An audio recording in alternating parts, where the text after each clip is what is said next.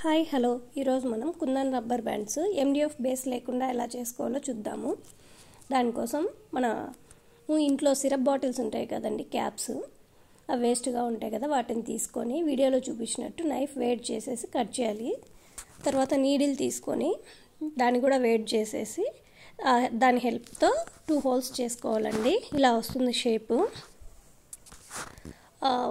దాని తర్వాత rubber band తీసుకొని ఒక సూది దారం తీసుకొని బ్యాక్ సైడ్ నుంచి నీడిల్ పెట్టేసి నీట్గా స్టిచ్ చేసుకోవాలి. టైట్గా లాగుతూ లూజ్ లేకుండా అడ్జస్ట్ చేసుకుంటూ కుట్టేయాలండి.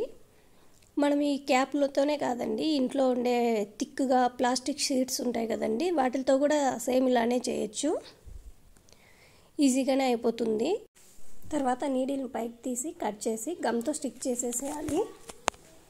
ఇప్పుడు మనం రబ్బర్ బ్యాండ్ పైన డిజైన్ ఎలా చేయాలో చూసుకుందాము. ఫస్ట్ గమ్ అప్లై చేసేసి తర్వాత మనకి ఏ కలర్ కావాలంటే ఆ కలర్ కుందన్స్ యూజ్ చేయాలి. నేను ఇప్పుడు 6K ఐ షేప్ యూజ్ చేస్తున్నానండి, పింక్ కలర్. ఇది శారీకి మ్యాచింగ్గా చేస్తున్నానండి. ఫస్ట్ పింక్ కలర్ వేసిన తర్వాత ఎక్కడన్నా కుందన్స్ క్రాస్గా ఉంటే దాన్ని అడ్జస్ట్ చేసుకుంటూ ఉండాలి నీట్గా.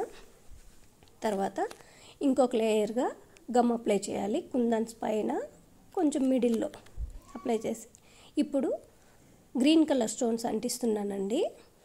1 by 1 నీట్గా చెక్ చేసుకుంటూ అంటించాలి.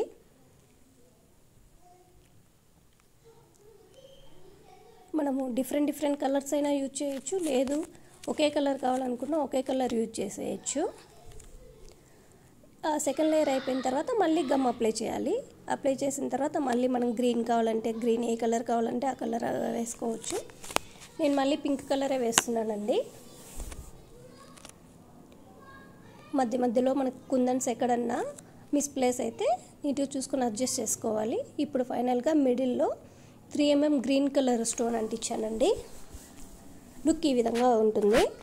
మనకు ఎండిఎఫ్ బేసే కావాలని లేదండి, మన ఇంట్లో ఉండే వాటి దేనితో అయినా మనం రెడీ చేసుకోవచ్చు. ఫైనల్గా లుక్ ఇలా ఉంది.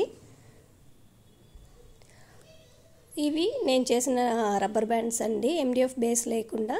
ఇది ప్లాస్టిక్ షీట్తో చేశాను, ఇది బాటిల్ క్యాప్తోనే చేశానండి. ఇవన్నీ నేను చేసిన కలెక్షన్స్. మీరు కూడా ఈజీగా ట్రై చేయొచ్చండి.